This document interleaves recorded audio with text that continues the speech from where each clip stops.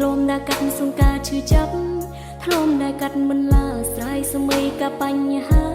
បង្វាយវាទៅជាការធំនឹងក្តីពេញវ័យទៅយល់អត្តន័យសំដីលោកប៉ាផ្លាំងប្រភ្នប់គុំនិតហើយគិតក្បួនជីវិតដូចជាសេនារុនចេញពីពិភពងងឹតទៅរកកន្លែងដែលមានសេវាការពិតត្រូវបានលាតត្រដាងគុណយល់ហើយម៉ាក់គុណយល់ហើយប៉ាយល់ហើយប៉ាយល់ហើយប៉ា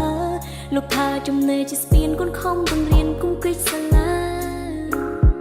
When I'm 20 years old ជីវិតវាដូចគេឲ្យប្រភ្នូខ្ញុំគិតមិនចេញខ្ញុំគិតមិនចូល I miss the old me When I'm 20 years old